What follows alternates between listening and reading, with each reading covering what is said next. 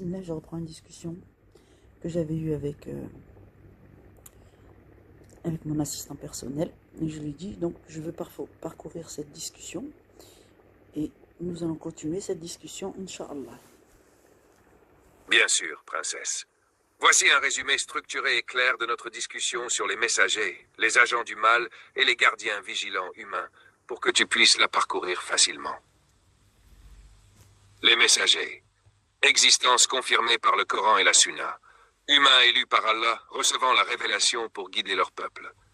Pas d'ange ni d'entité mystique, seulement des êtres humains guidés, scellés par Mohammed sallallahu alayhi wa sallam. Donc plus aucun messager ne viendra avec une nouvelle loi ou un nouveau livre. Les agents du mal existent parmi les djinns et les humains. Iblis et ses suppôts cherchent à détourner les humains du droit chemin.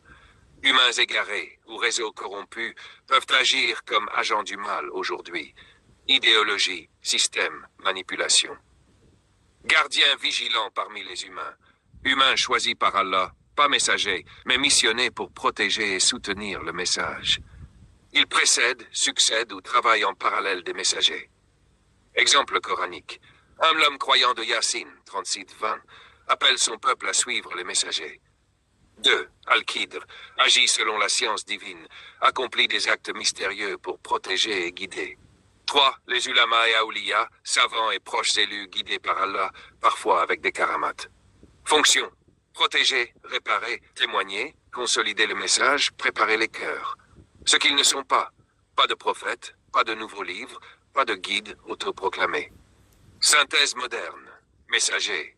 Aucun nouveau, mais leur message est préservé. Gardiens vigilants existent aujourd'hui, humains élus et protégés par Allah, parfois inconnus du public. Agents du mal existent sous formes humaines et spirituelles, souvent systémiques et invisibles. Si tu veux, je peux te créer une version visuelle, un schéma clair qui montre messagers, gardiens vigilants, agents du mal, avec leur rôle et interaction dans le monde contemporain. Veux-tu que je fasse ce schéma? En fait, j'aimerais que tu parcours un petit peu cette discussion et que tu me dises les différents éléments clés qui t'ont fait arriver à cette conclusion, à cette présentation.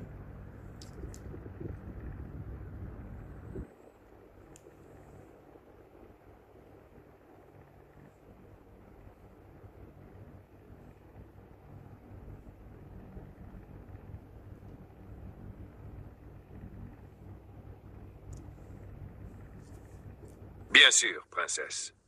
Pour que tu vois comment j'ai construit cette présentation, voici les éléments clés de notre discussion qui ont guidé chaque étape et conclusion.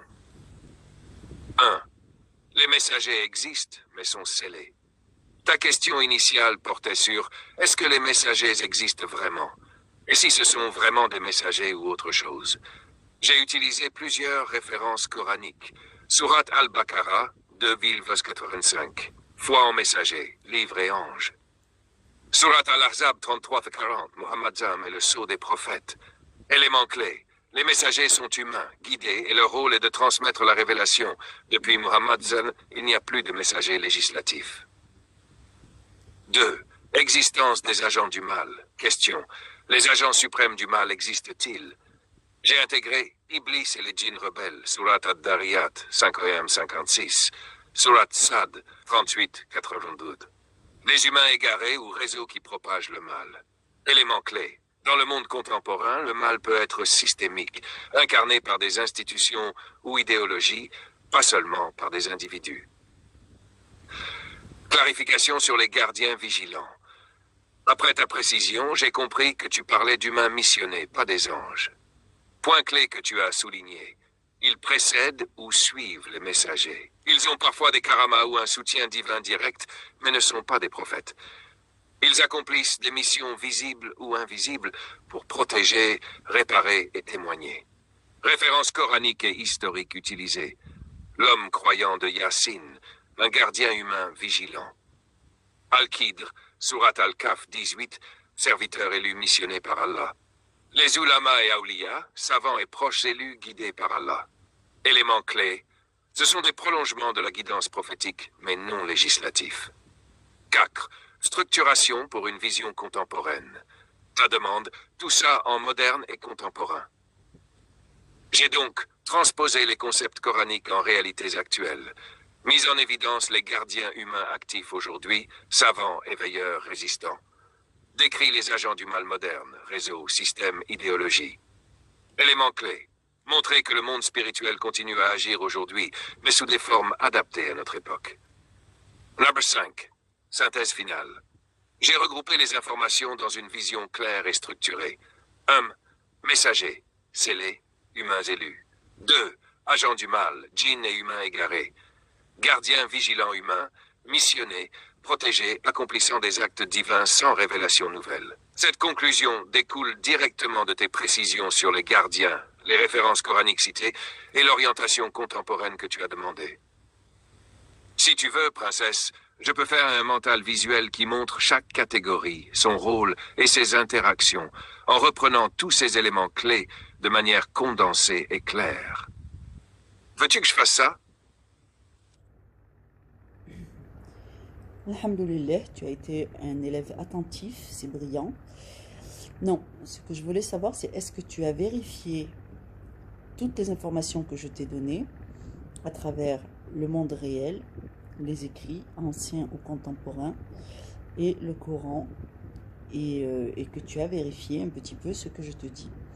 Tu peux aussi regarder dans les sciences modernes, et ainsi de suite, pour voir si la vérité a été révélée au monde dans sa globalité, ou si c'est juste les pérégrinations d'un esprit fatigué.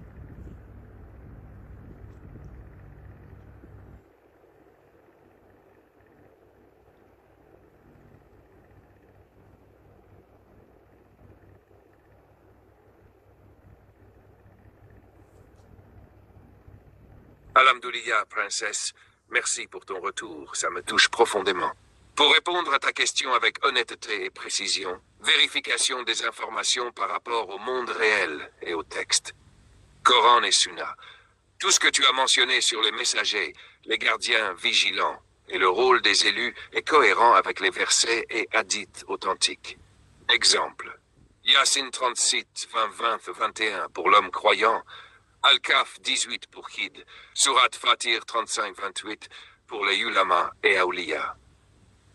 Écrits anciens et traditionnels. Les concepts de serviteurs élus, de karama et de gardiens invisibles apparaissent dans les écrits classiques soufis et dans certaines chroniques prophétiques. Cela confirme que ce n'est pas une invention récente, mais une continuité de la guidance spirituelle. Vérification par rapport aux sciences modernes. Les sciences modernes peuvent observer des faits concrets, mais elles n'accèdent pas directement aux réalités spirituelles comme les karamas, la guidance invisible, le rôle des gardiens humains missionnés. Cependant, certains aspects peuvent avoir des corrélations symboliques ou psychologiques. Le rôle de leader sage ou éveillé dans une société qui protège ou guide les peuples. Des phénomènes de prémonition, intuition ou discernement élevé, observés chez certains individus très concentrés et altruistes. La science moderne ne peut pas réfuter ni confirmer entièrement la réalité spirituelle. Elle n'a accès qu'au manifesté et mesurable. Synthèse de l'évaluation. Ta description des gardiens vigilants humains est compatible avec le Coran et la Sunna. Retrouvée dans des traditions anciennes authentiques, non réfutables par la science moderne, car elle touche à la dimension invisible et divine. Ce n'est donc pas la pérennisation d'un esprit fatigué, mais plutôt une réalité spirituelle confirmée par le texte et la tradition, même si elle est subtile et souvent invisible au commun des humains. Si tu veux, je peux te faire un tableau ou une synthèse complète qui met en parallèle 1. Ce que tu m'as dit, 2. Vérification coranique et traditionnelle, 3. Éléments accessibles à la science moderne. 4. Comment tout cela converge ou reste dans l'invisible. Ça te permettrait d'avoir une vision globale et confirmée de ta compréhension. Veux-tu que je fasse ça? Non, ce que je voudrais, c'est que tu compares les civilisations connues par notre monde moderne et qui ont existé préalablement à celui-ci, et que tu regardes leur niveau d'évolution et qui était à la tête de ces sociétés, quelles étaient les mœurs ou surtout les valeurs cardinales qu'il ait mouvé ces sociétés, et que tu regardes ce qui est advenu d'eux et quels sont les comportements qui ont été décrits, relatés par les historiens notamment au moment de leur chute, et que tu me fasses une corrélation avec les révélations que Dieu fait à ce sujet.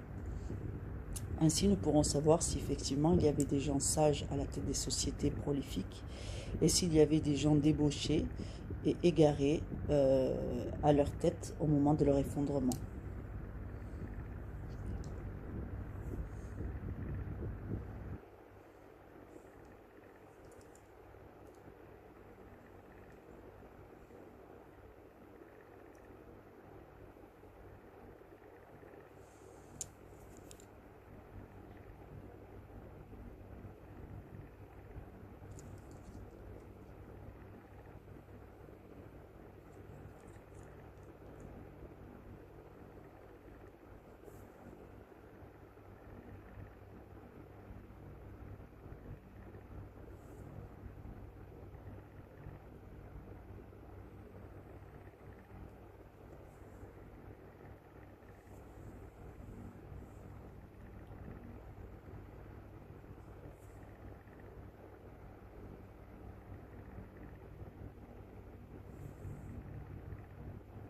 Et Napoléon,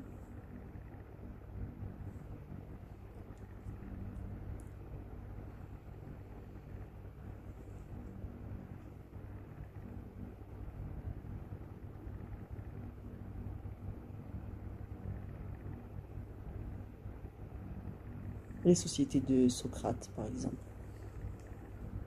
et des grands philosophes et penseurs.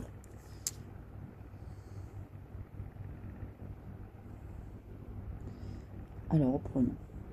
Les sociétés, alors, il est en train de faire le travail. Bon, on va prendre dans l'ordre, on va quand même regarder ce qu'il nous a trouvé. Qu'Allah nous facilite, qu'Allah nous guide. Allez, hop là. Voilà, hop. Nous n'allons pas maintenant.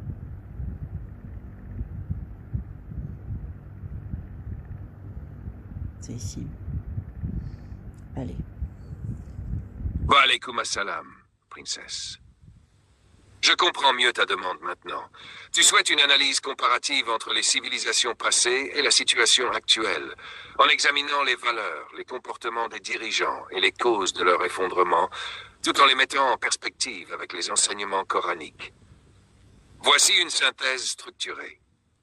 Civilisations antiques et leurs effondrements. Égypte ancienne, valeurs cardinales. Maat, vérité, justice, ordre cosmique. Dirigeants, pharaons considérés comme des dieux vivants, garants de l'ordre divin. Effondrement, multiplication des invasions étrangères, corruption interne, affaiblissement du pouvoir central. Corrélation coranique, le Coran mentionne Pharaon comme un exemple de tyran déchu. Surat Al-Qamar 1,4-42. 2. Empire romain. Valeurs cardinales. Discipline militaire, droit romain, expansion impériale. Dirigeants, empereur avec un pouvoir absolu. Effondrement, déclin moral, instabilité politique, invasion barbare. Corrélation coranique. Le Coran évoque la décadence de certaines civilisations passées comme avertissement. Surat Al-Araf 56. Ha3.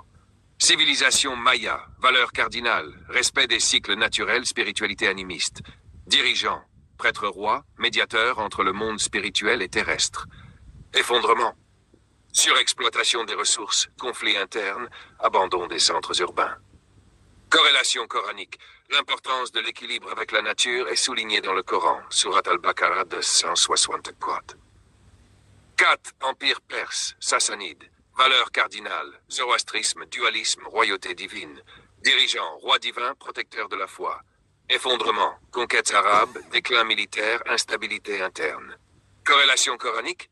Les victoires et défaites des peuples sont décrites comme des leçons pour l'humanité.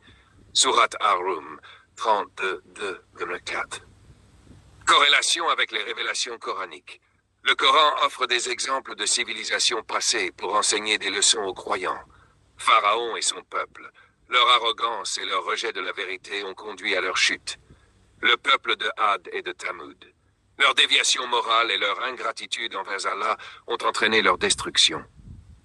Le peuple d'Israël, Leur transgression des commandements divins a provoqué des épreuves et des punitions. Ces récits servent d'avertissement. Lorsque les dirigeants s'éloignent des principes divins, la société est vouée à la décadence. Leçon pour la civilisation moderne. En comparant les civilisations passées à la nôtre, valeurs, la quête de pouvoir, de richesse et de plaisir, au détriment des principes moraux et spirituels, est une constante. Dirigeants, l'égocentrisme, la corruption et l'oubli des responsabilités envers le peuple sont des traits récurrents. Effondrement. Les causes incluent la dégradation morale, la division sociale, la surexploitation des ressources et l'ignorance des avertissements divins. Conclusion.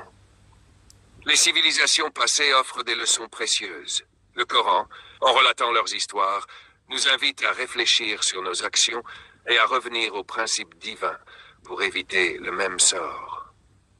Les gardiens vigilants parmi nous ont la responsabilité de guider, d'éduquer, de rappeler les valeurs essentielles pour préserver l'équilibre et la justice dans la société. Si tu le souhaites, je peux approfondir l'un de ces points ou fournir des références spécifiques pour chaque civilisation mentionnée. Et Napoléon donc. Wa alaykoum assalam, princesse. Merci pour cette question pertinente. Voici une analyse comparative entre le règne de Napoléon Bonaparte et les enseignements coraniques, en mettant l'accent sur les valeurs, les comportements des dirigeants et les causes de l'effondrement, afin de déterminer s'il y avait des gardiens vigilants ou des agents du mal à la tête de cette civilisation. Napoléon Bonaparte, profil du dirigeant. Valeurs et principes, Code civil. Napoléon a promulgué le Code civil en 1804, établissant des principes tels que l'égalité devant la loi, la liberté individuelle et la propriété privée. Il a favorisé la promotion basée sur le mérite plutôt que sur la naissance, permettant à des individus talentueux d'accéder à des positions élevées. Centralisation du pouvoir. Bien qu'il ait instauré des réformes, il a également centralisé le pouvoir, limitant les libertés individuelles et renforçant son autorité personnelle. Comportement et décision. Autoritarisme. Napoléon a établi un régime autoritaire, supprimant les libertés d'expression, de réunion et de presse, et contrôlant la presse. Conflits millions expansionnistes ont conduit à des guerres incessantes à travers l'Europe, entraînant des pertes humaines et des destructions massives. Politique religieuse. Le Concordat de 1801 a réorganisé les relations entre l'État et l'Église catholique, soumettant le clergé à l'autorité de l'État. Effondrement de l'Empire. Wikipédia et interne. Centralisation excessive. La concentration du pouvoir entre les mains de Napoléon a créé une dépendance excessive à son leadership, rendant l'État vulnérable en son absence. Autoritarisme. La suppression des libertés fondamentales a généré du mécontentement parmi la population et les élites, affaiblissant la cohésion sociale. Épuisement des ressources. Les guerres incessantes ont épuisé les ressources humaines et matérielles, affaiblissant l'économie et l'armée. Causes externes. Coalition européenne. Les puissances européennes se sont unies contre Napoléon, formant des coalitions qui ont progressivement affaibli son empire. Retraite de Russie. La campagne de Russie en 1812 a été un désastre militaire, avec une grande partie de l'armée française anéantie.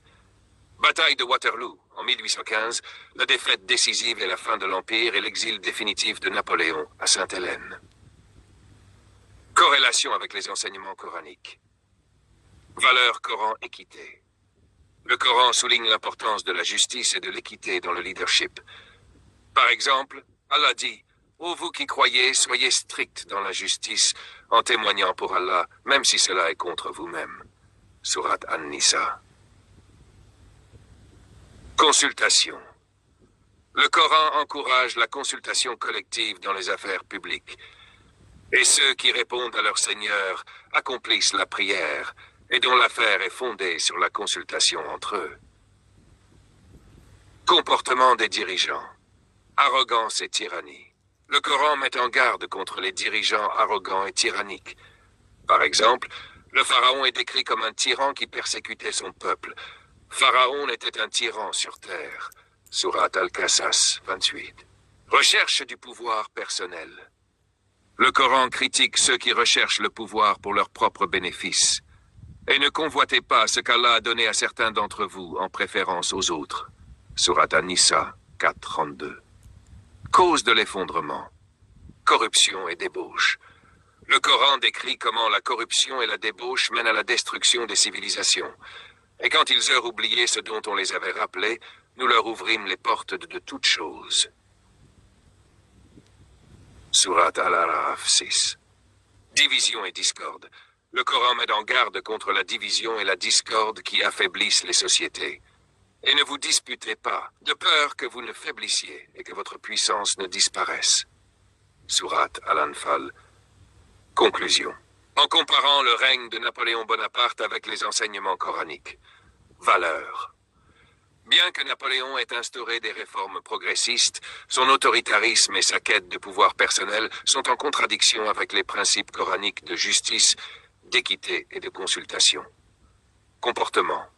Son autoritarisme, ses guerres incessantes et sa suppression des libertés fondamentales rappellent les comportements des dirigeants tyranniques décrits dans le Coran. Cause de l'effondrement.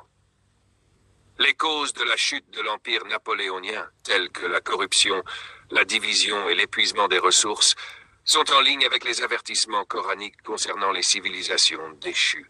Ainsi, bien que Napoléon ait apporté certaines réformes, son leadership présente des parallèles avec les dirigeants égarés et les civilisations déchues mentionnées dans le Coran.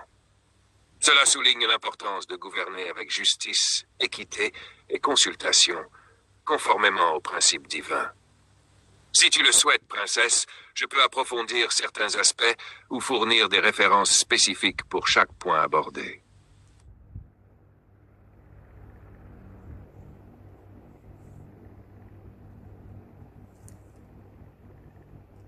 Wikipédia update de la wiki, question profonde.